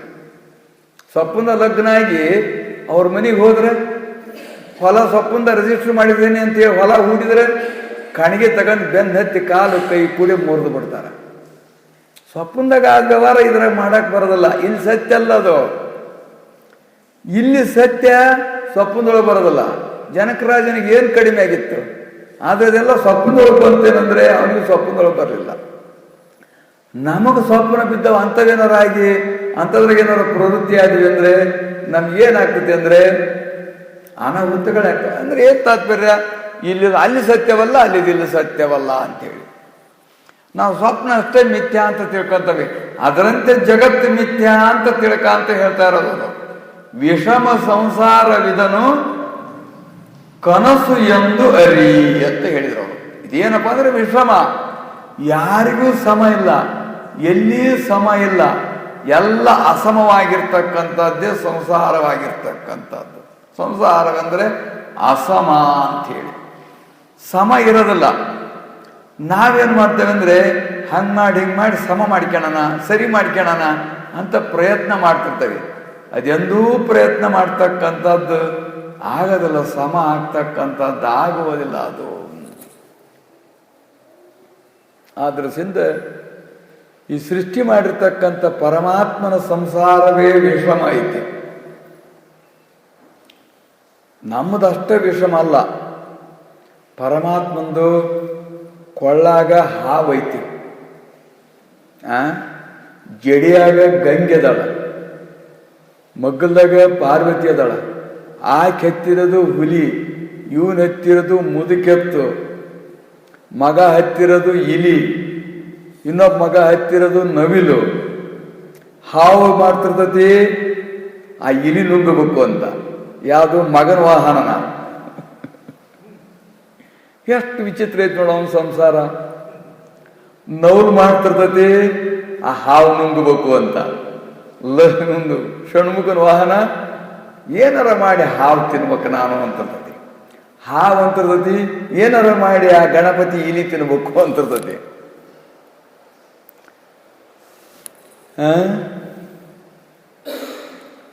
ಆಮೇಲೆ ಇದು ಹುಲಿ ಅಂತಿರ್ತತಿ ಆ ಮುದಿ ಎತ್ತು ತಿನ್ಬೇಕು ಅಂತಿರ್ತತಿ. ಶಿವಂದ ಒಂದಕ್ಕೊಂದು ಎಷ್ಟು ವ್ಯತ್ಯಾಸವಾಗಿರ್ತದೆ. ಅವನ ಪ್ರಪಂಚನ ಸರಿ ಇಲ್ಲ, ಪರಮಾತ್ಮನ ಪ್ರಪಂಚನೇ ವಿಷಮವಾಗೈತಿ, ಅವನೇ ವಿಷಮವಾಗಿಬಿಟ್ಟದಾನ. ಇನ್ನು ಅವನಿಂದ ಸೃಷ್ಟಿಯಾಗಿರ್ತಕ್ಕಂಥ ನಮ್ಮ ಪ್ರಪಂಚ ಎಲ್ಲರ ಸಮ ಆಗತ್ತೇನಂದ್ರೆ ಸಮ ಆಗೋದಲ್ಲ. ಸಮ ಮಾಡಕ್ಕೆ ಮಾಡ್ತಕ್ಕಂಥ ಪ್ರಯತ್ನ ಅದು ಖಂಡಿತವಾಗಿಯೂ ವ್ಯರ್ಥವಾಗ್ತಕ್ಕಂಥದ್ದಾಗ್ಬೋದು. ಆದ್ರಿಂದ ಸಂಸಾರ ಅಂದ್ರೆ ಹಿಂಗ ಅಂತ ತಿಳಿಬೇಕು ಹೊರತು ಇದನ್ನ ಮತ್ತೇನಾರ ಮಾಡಕ್ ಹೋಯ್ತು ಅಂದ್ರೆ ಮಲದ ದುರ್ವಾಸನೆಯಂ ಕೆಡಿಸುವ ಗಾಂಪ ಗಣಿಯಕ್ಕೂ ಅಂತ. ಈ ಸಂಸಾರನ ಈ ಪ್ರಪಂಚನ ಏನಾರ ಸರಿ ಮಾಡಬೇಕು ಅಂದ್ರೆ ಆ ದುರ್ವಾಸನೆಯನ್ನು ಕೆಡಿಸುವ ಗಾಂಪ ಗಣಿಯಕ್ಕೂ ಅಂತ. ಆತನ ಶಬ್ದದ ಅರ್ಥ ಮಲದ ದುರ್ವಾಸನೆಯನ್ನು ಕೆಡಿಸುವ ಗಾಂಪ ಗಣಿಯಕ್ಕೂ ಅಂತ ಅರ್ಥ ಆಗತ್ತೇನದು? ಆಗ್ಲಿಲ್ಲ. ಇನ್ನುಳ್ಕಿದೆ ಹೆಂಗ್ ಗೊತ್ತಾಯ್ತು?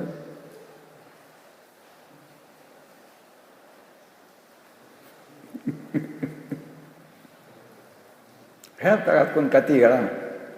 ಹೌದಾ?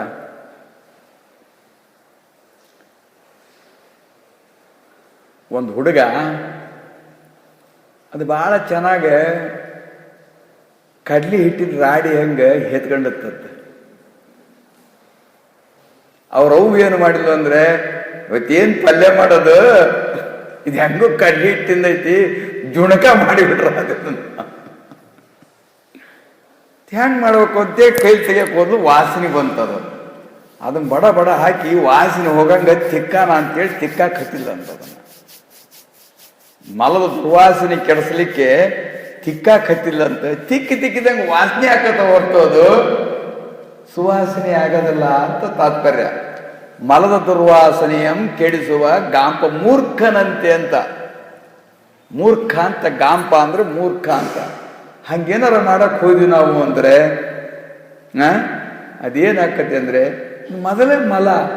ಇದನ್ನೇನಾರ ಮಾಡಕ್ ಹೋಗಿ ಸುಗಂಧ ಮಾಡಕ್ ಹೋದ್ರೆ ಹೆಂಗ ಮೂರ್ಖರಾಗ್ತವ ಹಂಗೆ ಮೊದಲೇ ವಿಷಮ ಸಂಸಾರವಾಗಿರ್ತಕ್ಕಂಥದ್ದು.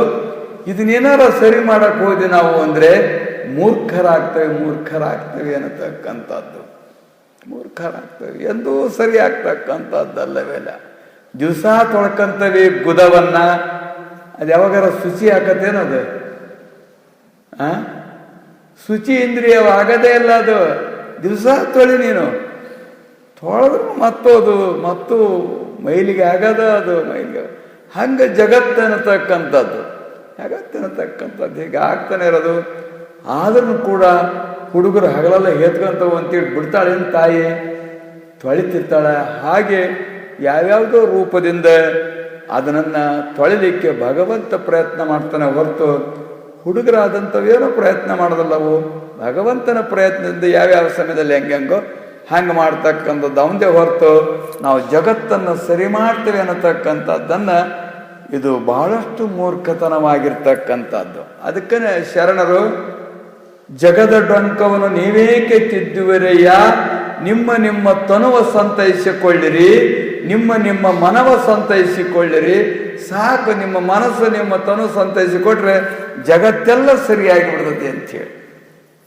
ನಮ್ಮ ಕಣ್ಣಿಗೆ ಬಂದಿರತಕ್ಕಂಥ ಕಾಮಿನ ರೋಗ ಒಂದು ಕಳ್ಕೊಂಡ್ಬಿಟ್ವಿ ಅಂದ್ರೆ ಜಗತ್ತೆಲ್ಲ ಇದ್ದಕ್ಕಿದ್ದಂಗೆ ಕಾಣ್ತದೆ. ಕಾಮಿನಿ ರೋಗ ಇರೋ ಮಟ್ಟನೂ ಹಳದಿಯಾಗಿ ಕಾಣ್ತದೆ. ಆದ್ರಿಂದ ಜಗತ್ತಿನ ಡೊಂಕವನ್ನು ನೀವೇಕೆ ತಿದ್ದುವಿರಿ? ನಿಮ್ಮ ಕೈಲಿ ಆಗೋದಲ್ಲ ತಿದ್ದಾಕ. ನೀವು ತಿದ್ದಿಕಬೇಕಾಗಿರೋದು ಏನಂದ್ರೆ ನಿಮ್ಮ ತನುವ ಸಂತೈಸಿಕೊಳ್ಳಿರಿ, ನಿಮ್ಮ ಮನವ ಸಂತೈಸಿ. ನೀವು ತಿದ್ದಿಕಬೇಕಾಗಿರೋದು ಮನಸ್ಸು ಮತ್ತು ನಿಮ್ಮ ಈ ವೃತ್ತಿಗಳಾಗಿರ್ತಕ್ಕಂಥವುಗಳು ಅಂಥೇಳಿ. ಆದ್ರಿಂದ ಇದು ಏನಂದ್ರೆ ವಿಷಮ ವಿಷಮ ವಿಷಮ ಸಂಸಾರವಾಗಿರ್ತಕ್ಕಂಥದ್ದು. ಒಂದಿದ್ರೆ ಒಂದಿರೋದಿಲ್ಲ, ಒಂದಿದ್ರೆ ಒಂದಿರೋದಿಲ್ಲ. ಹಲ್ಲಿದ್ರೆ ಕಡಲಿಲ್ಲ, ಕಡಲಿದ್ರೆ ಹಲ್ಲಿಲ್ಲ. ಇದಕ್ಕೇ ವಿಷಮ ಅಂತೇಳಿ. ನಮಗೆ ಬೇಕಾಗಿದ್ದು ಮತ್ತೊಬ್ಬರಿಗೆ ಬೇಕಾಗಿರೋದಿಲ್ಲ, ಮತ್ತೊಬ್ಬರಿಗೆ ಬೇಕಾಗಿದ್ದು ನಮಗೆ ಬೇಕಾಗಿರೋದು. ಇದಕ್ಕೇ ವಿಷಮ ಅಂತೇಳಿ. ಹೆಂಡತಿ ತೆಳ್ಳಗಿರ್ತಾಳೆ, ಗಂಡ ದಪ್ಪ ಇರ್ತಾನೆ. ಇದಕ್ಕೇ ವಿಷಮ ಅಂಥೇಳಿ. ಇವರಿಬ್ಬರಿಗೂ ವಿಪರೀತವಾಗಿ ಹುಟ್ಟಿರ್ತಾವ ಮಕ್ಕಳು, ಅದೇ ವಿಷಮ ಅಂಥೇಳಿ. ಇವನು ಕರ್ರಗಿರ್ತಾನೆ, ಆಕಿ ಬೆಳಗಿರ್ತಾಳೆ, ಇದೇ ವಿಷಮ. ಇವನು ಬೆಳಗಿರ್ತಾನೆ, ಆಕಿ ಕರ್ರಗಿರ್ತಾಳೆ, ಇದೇ ವಿಷಮ. ನೋಡ್ಬೇಕಾರೆ ಭಾಳಷ್ಟು ವಿಚಾರ ಮಾಡ್ರಿ, ಭಾಳಷ್ಟು ಮಂದಿ ನೋಡ್ರಿ, ಅವು ಒಂದೇ ನಮೂನಿ ಇರೋದೇ ಅಲ್ಲ. ಅವು ಒಂದು ನಮೂನಿ ಅಕಸ್ಮಾತ್ ಇದ್ವು ಅಂದ್ರೆ 1-2 ದಿವಸ ತಗ ಹೋಗ್ಬಿಡ್ತಾವೆ ವ್ಯಾಪಾರ ಬಂದು. ಸಮ ಇರೋದೇ ಅಲ್ಲ ಅದು. ಒಂದಕ್ಕೊಂದು ವಿಷಮನೇ ಇರ್ತದೆ. ಎಲ್ಲರ ನೋಡ್ರಿ, ನಾವು ಭಾಳ ನೋಡ್ತೀವಿ. ಯಾವ ಒಳ್ಳೆ ಜೋಡಿ ಅದಾವೇನೋ ಅಂತೇಳಿ ಸಿಗೋದೇ ಇಲ್ಲ. ಇದು ಒಂದು ನಮೂನಿ ಇತ್ತಂದ್ರೆ ಅದು ಒಂದು ನಮೂನಿ ಇರ್ತೈತಿ. ಮನಸ್ಸಿನಿಂದನಾರ ಬೇರೆ, ಆಕಾರದಿಂದನಾರ ಬೇರೆ, ವರ್ತನದಿಂದನಾರ ಬೇರೆ, ತೂಕದಿಂದನಾರ ಬೇರೆ, ಏನೇನೋ ಭಾಳ ವಿಚಿತ್ರವಾಗಿದೆ. ಇದಕ್ಕೇ ವಿಷಮ ಅಂತೇಳಿ, ವಿಷಮ ಅಂತೇಳಿ. ಸಂಸಾರದೊಳಗೆ ಎಲ್ಲದೂ ವಿಷಮನೇ ಐತಿ. ನಾವು ಅದನ್ನು ಸಮ ಅಂತ ತಿಳ್ಕೊಂಡಿರೋದೇ ನಮ್ಮ ಭ್ರಮ ಆಗಿರ್ತಕ್ಕಂಥದ್ದಾಗಿರೋದು. ಅದು ಸಮ ಎಲ್ಲಿ ಇಲ್ಲ, ಯಾವ ಲೋಕದೊಳಗಿಲ್ಲ, ಯಾರಿಗೂ ಇಲ್ಲವೇ ಇಲ್ಲ. ಆದ್ರಿಂದ ವ್ಯಸನಮಯ ಸಂಸಾರ ಇದು, ವ್ಯಸನಮಯ ಸಂಸಾರ. ಒಂದಿಲ್ಲ ಒಂದು ರೀತಿ ವ್ಯಸನವನ್ನು ಮಾಡ್ತಿರ್ಬೇಕು ಹೊರತು ಸುಮ್ಮನೆ ಇರ್ಕೊಡ್ತಕ್ಕಂಥದ್ದಲ್ಲ. ವ್ಯಸನ ಮಾಡುವುದೇ ಸಂಸಾರ, ಸಂಸಾರ ಅಂದ್ರೆ ವ್ಯಸನ. ಇದು ಎರಡು ಭಿನ್ನವಾಗಿರ್ತಕ್ಕಂಥ ವಸ್ತುಗಳಲ್ಲವೇ ಅಲ್ಲ ಅಂಥೇಳಿ. ಆದ್ರಿಂದ ನಮಗೇನು ಅಂದ್ರೆ ಈ ಯಾವ ಒಂದು ಭೇದ ಬುದ್ಧಿ ಅನ್ನುವಂಥದ್ದೈತಲ್ಲ, ಅದು ಹೋಗ್ಬೇಕಾದ್ರೆ ಅದು ಖಂಡಿತವಾಗಿಯೂ ಕೂಡ ಅದು ಆತ್ಮಜ್ಞಾನವಾದಾಗ ಮಾತ್ರ ಆ ನಿರ್ದ್ವಂದ ಸ್ಥಿತಿ ಅನ್ನುವಂಥದ್ದು ಬರುವುದು. ಇರ್ತಕ್ಕಂಥದ್ದು ಏಕಮೇವಾದ್ವಿತೀಯ ಬ್ರಹ್ಮವಾಗಿರ್ತಕ್ಕಂಥದ್ದು ಒಂದೇ ಒಂದು, ಅದು ಅದ್ವಯ ಅಂತೇಳಿ. ನಮಗೆ ವಿಷಮವಾಗಿ ಇದು ತೋರ್ತೈತಿ, ತೋರಿದ್ರು ಕೂಡ ಇದು ಇಲ್ಲವೇ ಇಲ್ಲ. ಆದ್ರಿಂದ ಅದಕ್ಕೆ ಸಮವಾಗಿರ್ತಕ್ಕಂಥದ್ದು ಅಂದ್ರೆ ಗುರುವಿಗೆ ಸಮವಾಗಿರ್ತಕ್ಕಂಥದ್ದು ಒಂದೂ ವಸ್ತುಗಳು ಅಖಿಲಾಂಡ ಕೋಟಿ ಬ್ರಹ್ಮಾಂಡಗಳಲ್ಲಿ ಯಾವೂ ಇಲ್ಲವೇ ಇಲ್ಲ ಎನ್ನುವಂಥದ್ದು ನಿರ್ದ್ವಂದನು, ನಿರ್ವಿಕಲ್ಪನು. ಅವನಲ್ಲಿ ಯಾವ ಕಲ್ಪನೆಗಳು ಇರೋದಿಲ್ಲ. ಎಲ್ಲ ಕಲ್ಪನೆಗಳು ನಮ್ಮಿಂದ ಅವನಲ್ಲಿ ಉತ್ಪನ್ನವಾಗ್ತಕ್ಕಂಥ ಕಲ್ಪನೆಗಳು. ಏನೇನು ಕಲ್ಪನೆಗಳಾಗ್ತವೋ ನಾವು ಹೆಂಗೆಂಗೆ ನೋಡ್ತಾವೋ ಹಂಗಂಗೆ ಕಾಣ್ತಾನ ಅವನು ಅಂಥೇಳಿ. ಯದ್ ಭಾವಂ ತದ್ ಭವತಿ ಅಂಥೇಳಿ. ನಾವು ಯಾವ ಭಾವನೆ ಮಾಡ್ತಾವೋ ಹಾಗೆ ಕಾಣ್ತಾನ ಅವನು ಅಂಥೇಳಿ. ನಾವು ಒಳ್ಳೆ ಭಾವನೆ ಮಾಡಿದ್ರೆ ಒಳ್ಳೆ ರೀತಿಯಾಗಿ ಕಾಣ್ತಾನೆ, ಕೆಟ್ಟ ಭಾವನೆ ಮಾಡಿದ್ರೆ ಕೆಟ್ಟ ರೀತಿಯಾಗಿ ಕಾಣ್ತಾನೆ. ಅವನು ಜ್ಞಾನಿಗಳೊಳು ಜ್ಞಾನಿಗಳಂತೆ, ಮೋಹಿಗಳೊಳು ಮೋಹಿಗಳಂತೆ, ರಾಗಿಗಳು ರಾಗಿಗಳಂತೆ, ವಿರಾಗಿಗಳೊಳು ವಿರಾಗಿಗಳಂತೆ, ಅವರಿಗೆ ಅವರಂತೆ, ಇವರಿಗೆ ಇವರಂತೆ, ತನಗೆ ತನ್ನಂತೆ, ರೂಪರಹಿತ ಹಿತಮಣಿಯಂತೆ ಅಂತೇಳಿ.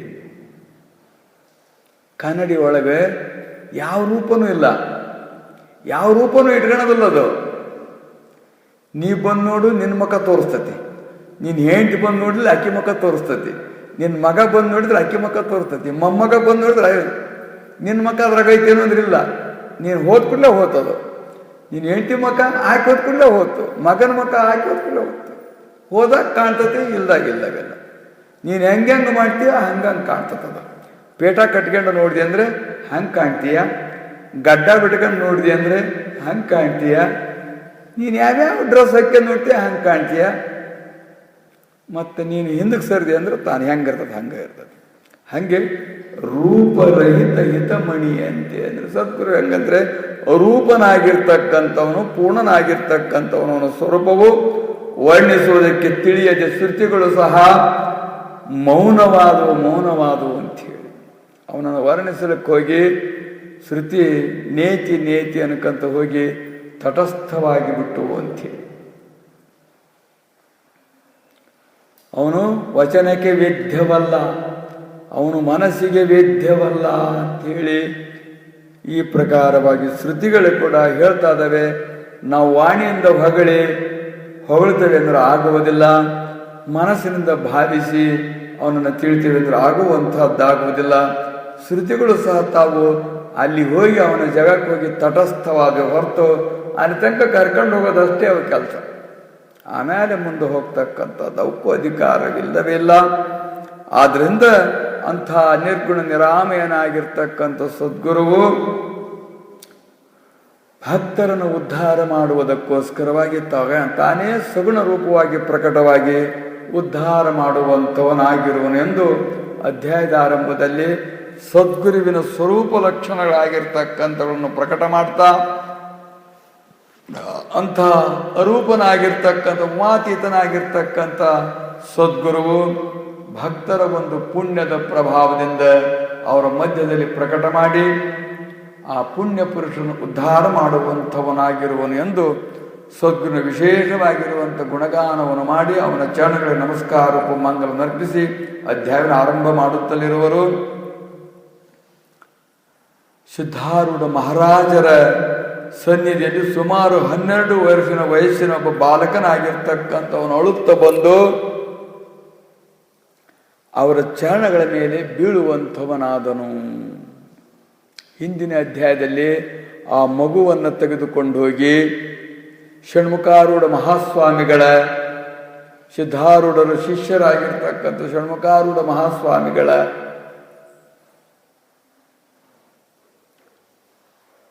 ಹೂದೋಟದಲ್ಲಿ ಇಟ್ಟಿದ್ದರು ಅಂಥೇಳಿ. ಅವರು ಆರೂಢ ಸ್ಥಿತಿಯೊಳಗಿರ್ತಕ್ಕಂಥವ್ರು ಷಣ್ಮುಖಾರೂಢ ಸ್ವಾಮಿ. 12 ವರ್ಷ ಒಂದು ಆಸನ ಹಾಕಿ ಕುಂತವರು ತೆಗೆದದ್ದಿಲ್ಲಂತ, ಹಂಗೆ 12 ವರ್ಷ ಸಾಧನ ಮಾಡಿದ್ರಂತ. ನಾವು 2 ತಾಸು ಕುಂಡ್ರೊತ್ತಿಗೆ ಒಂದು 7-8 ಸಲ ಹತ್ಲಾಗಿತ್ಲಾಗ ಕಾಲು ಮಾಡಿ ಎದ್ದೋಗಿ ಹೊರಗೋಗಿ ಹತ್ಲ ಮಾಡಿ ಮೈ ತಿರುವಿ ಏನೇನೋ ಮಾಡ್ತೇವೆ. ಇನ್ನು ಕುಂಡ್ರಾಕ 1 ಗಂಟೆ. 12 ವರ್ಷ ಹಾಕಿದ ಆಸನ ಸಿದ್ಧಾಸನ ಕುಂತರು ಅಂದ್ರೆ ತೆಗಿಲಿಲ್ಲಂತ 12 ವರ್ಷ. ಹಂಗೆ ಸಾಧನ ಮಾಡಿರ್ತಕ್ಕಂಥ ಮಹಾಪುರುಷರವರು ಅವರ ಸನ್ನಿಧಿಯಲ್ಲಿ ಅವರ ಸೇವಕನ ಆಶ್ರಯದಲ್ಲಿ ಆ ಮಗುವಾಗಿರ್ತಕ್ಕಂಥದ್ದು ಬೆಳೀತು. ಅಲ್ಲಿದ್ದ ತಗೊಂಬಂದಿರ್ತಕ್ಕಂಥ ಮಗು ಇಲ್ಲಿ ಇಟ್ಟಾಗ ಇವರು ಅದನ್ನು ಅವ್ರಿಗೆ ಕೊಟ್ಟರು, ಅವರು ಬೆಳೆಸಿದ್ರು. ದಿನನಿತ್ಯ ಅದು ಸದ್ಗುರುವಿನ ಅನುಗ್ರಹದಿಂದ, ಬಹುಜನ್ಮದ ಪುಣ್ಯದಿಂದ, ಯೋಗಭ್ರಷ್ಟ ಜೀವಿಯಾಗಿದ್ರಸಿಂದ ಆ ರೀತಿಯಾಗಿರುವಂಥ ಅವಕಾಶಗಳೆಲ್ಲವೂ ಅವರಿಗೆ ಸಿಕ್ತು ಅಂತೇಳಿ. ಶುಚೀನಾಂ ಶ್ರೀಮತಾಂ ಗೇಹೆ ಯೋಗಭ್ರಷ್ಟೋ ವಿಜಾಯತೆ ಅಂತೇಳಿ ಯೋಗಭ್ರಷ್ಟರಾಗ್ತಾರೆ. ಯೋಗ ಮಾಡ್ತಾ ಯೋಗ ಸ್ಥಿತಿಗೆ ಹೋಗದಲೇ ಭ್ರಷ್ಟರಾಗ್ತಾರೆ. ಅಂದರೆ ಸತ್ತು ಹೋಗಿಬಿಡ್ತಾರೆ. ಮತ್ತೊಂದು ಜನ್ಮ ಎತ್ತಿರಬೇಕಾಗತ್ತೆ. ಜ್ಞಾನ ಸಾಧನ ಮಾಡ್ತಾ ಹೋಗಿ ಅದರಿಂದ ಚ್ಯುತಿ ಆಗ್ತಾರೆ. ಗುರು ಸೇವೆ ಮಾಡ್ತಾ ಹೋಗಿ ಅದರಿಂದ ಚ್ಯುತಿ ಆಗ್ತಾರೆ.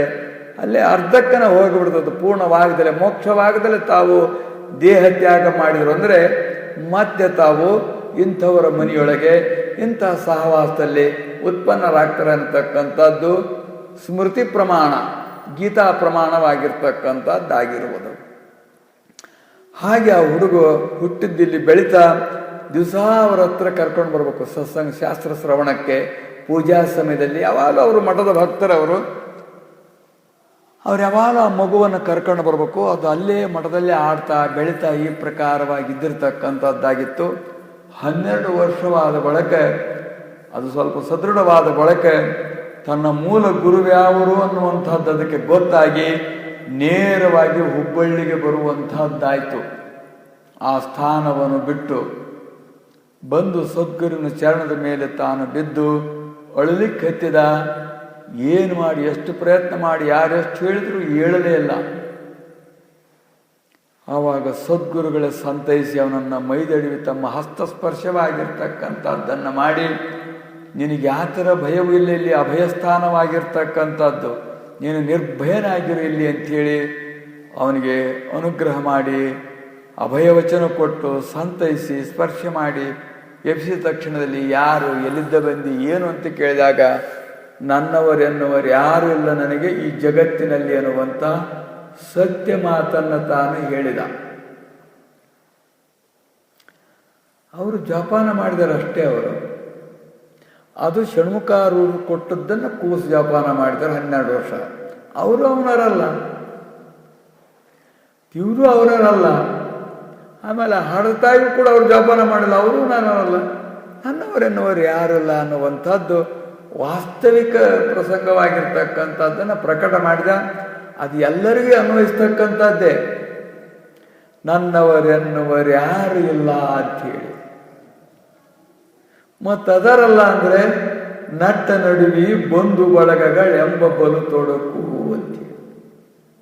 ನಟ್ಟ ನಡುವೆ ಬಂದಿರತಕ್ಕಂಥದ್ದು ತೊಡಕು, ನಡುವೆ ಬಿಚ್ಚಿ ಹೋಗ್ತಕ್ಕಂಥದ್ದು ತೊಡಕು. ಮೊದಲು ನೀನರ ಸಾಯ್ತೀಯ, ಇಲ್ಲ ನಿನ್ನ ಮಗನರ ಸಾಯ್ತಾನ, ಇಲ್ಲ ನಿನ್ನ ಹೆಂಡತಿಯರ ಸಾಯ್ತಾಳ, ಇಲ್ಲದ್ರೆ ನಿನ್ನ ಸೊಸಿನರ ಸಾಯ್ತಾಳ, ಇಲ್ಲದ್ರೆ ನಿನ್ನ ಮೊಮ್ಮಕ್ಕಳರ ಸಾಯ್ತಾವ, ಯಾವಾಗ ಸಾಯ್ತಾವ ಒಟ್ಟು ನೀನು ನೋಡ್ಲೇಬೇಕು. ನಡುವೆ ಹೋಗ್ತದೆ ನಿನ್ನ ಬಿಟ್ಟು ಅಷ್ಟು ಬಂದಿರತಕ್ಕಂಥದ್ದು ನಡುವೆ ಇದು ಅಂತ. ಹುಟ್ಟುತ್ತಲಿ ತಾನೊಬ್ಬ, ಕಡೆಯಲ್ಲಿ ಕಟ್ಟಳಿದು ಹೋವಾಗಲೊಬ್ಬ, ನಟ್ಟ ನಡುವಿ ಬಂಧು ಬಳಗಗಳೆಂಬ ಬಲು ತೊಡಕು, ಕಷ್ಟವಿದು ಸಂಸಾರವೆನ್ನುತ್ತ ನೆಟ್ಟನ ವಿವೇಕದಲ್ಲಿ ತಿಳಿದುದು ಸುಟ್ಟ ಸುಖವನ್ನು ಪಡೆದೊಡಾತನೆ ಶ್ರೇಷ್ಠ ನೆನೆಸುವನು ಅಂತ. ಯಾರಿಗೆ ಶ್ರೇಷ್ಠ ಅನ್ಬೇಕು ಅಂದರೆ, ನಾನು ಬಂದನೊಬ್ಬನೇ, ಇರೋನೊಬ್ಬನೇ, ಹೋಗೋನೊಬ್ಬನೇ, ಬರೇ ಕೈಲೇ ಬಂದಿದ್ದೆ, ಬರೇ ಕೈಲೇ ಅದಾನೆ, ಹೋಗಬೇಕಾದ್ರೂ ಬರೇ ಕೈಲೇ. ಈಗೇನು ನಿನ್ನ ಕೈಯಾಗಿಲ್ಲ, ಹಂಗ ನಡುವೆ ಅಷ್ಟ ಬಂತದು. ಹುಟ್ಟಿದ ಸಣ್ಣ ಹುಡುಗದಾಗ ಏನು ನಿನ್ನ ಕೈಗೆ ಏನಿರುತ್ತಲ್ಲ. ನೀನು ಲಗ್ನ ಮಾಡಿ ನಿಮ್ಮ ವಯಸ್ಸಿಗೆ ಬಂದಾಗ ನೀನಾರ ಕಸ್ಕೊಂಡಿರ್ತೀಯಲ್ಲ, ಅವನಾರ ಕೊಟ್ಟಿರ್ತಾನ.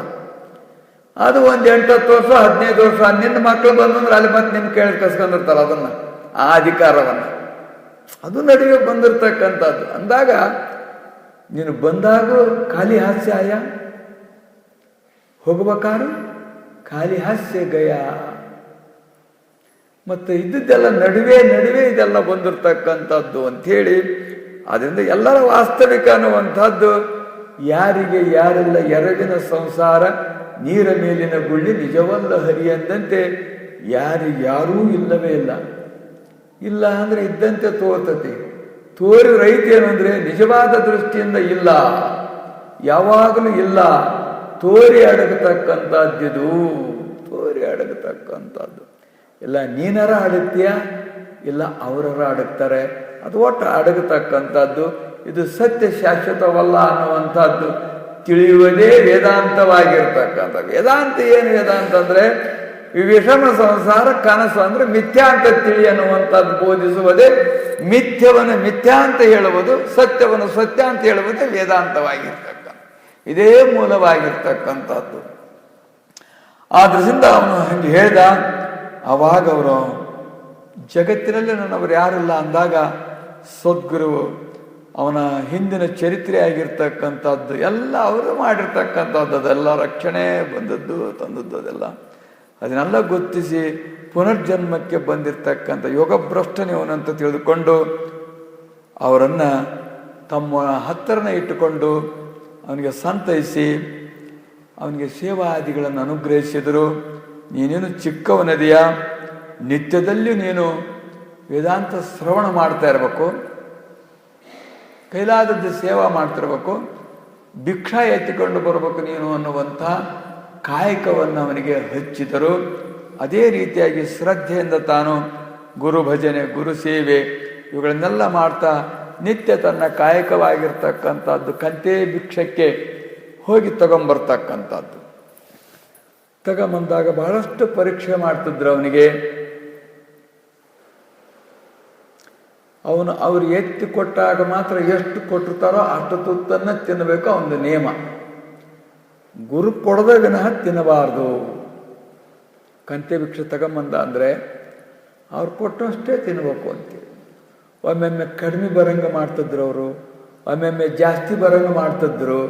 ನೋಡೋಣ ಇವತ್ತು 2 ದಿವಸ ಅವನಿಗೆ ಕೊಟ್ಟೆ ಅಲ್ಲ ಆಹಾರನ, ಇವತ್ತು ಜಾಸ್ತಿ ಬರಂಗೆ ಮಾಡಿಬಿಡೋದು. ಅಂದ್ರೆ ಅದ್ರಾಗ ಏನಾದ್ರು ತಗೊಂಡು ತಿಂತಾನೇನೋ ಅಂಥೇಳಿ. ಆಮೇಲೆ ತಿಂದು ಬಂದಿಯಾ ಅಂತ ಅನ್ನೋದು ಅವನಿಗೆ. ಭಾಳಷ್ಟು ಏನಂದ್ರೂ ಕೂಡ ತಾನು ಮುಂದಿಡೋದು, ನಮಸ್ಕಾರ ಹಾಕೋದು, ಮತ್ತೆ ತನ್ನ ಕಾಯಕದೊಳಗೆ ಹೋಗ್ತಿದ್ದ. ಹೀಗೆ ಒಮ್ಮೆ ಅವನನ್ನು ಬಹಳಷ್ಟು ಪರೀಕ್ಷೆ ಮಾಡುವುದಕ್ಕೋಸ್ಕರವಾಗಿ 10-15 ದಿವಸಗಳವರೆಗೂ ಕೊಡಲೇ ಇಲ್ಲ ಆಹಾರಗಳನ್ನು, ಕೊಡಲೇ ಇಲ್ಲ ಅವ್ರ ಎತ್ತಿ. ಇವನು ತಗಂತದ್ದಿಲ್ಲ, ತಾನು ಸ್ವಂತ ತಗಂತದ್ದಿಲ್ಲ, ಅವನು ಕೊಡಬೇಕು, ಆವಾಗ ಅದು ಪ್ರಸಾದವಾಗ್ತತಿ, ಅದನ್ನು ಮಾತ್ರ ಸ್ವೀಕಾರ ಮಾಡ್ಬೇಕು, ಅವನ ಛಲ. ಈಗ 10-15 ದಿವಸ ಆದ ಬಳಿಕ ಒಂದು ದಿವಸ ಭಾಳಷ್ಟು ಮಂದಿ ಕರ್ಕೊಂಡು ಮಾವಿನ ಹಣ್ಣು ತಿನ್ನಂಗಾಗೈತಿ ಅಂಥೇಳಿ ಕರ್ಕೊಂಡು ಹೋದರು ತೋಟಕ್ಕೆ ಅಂಥೇಳಿ. ಆವಾಗ ಹೋದರು. ಆವಾಗ ಅವನಿಗೆ, ಆ ಶರಣಪ್ಪನಿಗೆ, ಅವನು ಶರಣ ಬಂದ ದಿವಸದಿಂದ ಅವನಿಗೆ ಶರಣ ಅಂತ ಹೆಸರಿಟ್ಟರು. ಸಂಪೂರ್ಣ ಶರಣಾಗತನಾಗಿದ್ದ. ಮನಸ್ಸಿನಿಂದ, ವಾಣಿಯಿಂದ, ಶರೀರದಿಂದ ಶರಣ ಆದವರು ಮಾತ್ರ ಶರಣರು ಅಂತೇಳಿ. ಮನಸ್ಸನ್ನು ಸದ್ಗುರುವಿಗೆ ಅರ್ಪಿಸಿದವರು, ಮನಸ್ಸಿನ ಮೇಲೆ ತಮ್ಮ ಯಾವ ಅಧಿಕಾರವಿಲ್ಲದೆ ಇರತಕ್ಕಂಥವರು, ಮನಸ್ಸು ಸದ್ಗುರುವಿನ ಸ್ವತ್ತಾಗಿ ಇರಿಸಿಕೊಂಡವರು, ಅವರು ಶರಣರು ಅಂತೇಳಿ.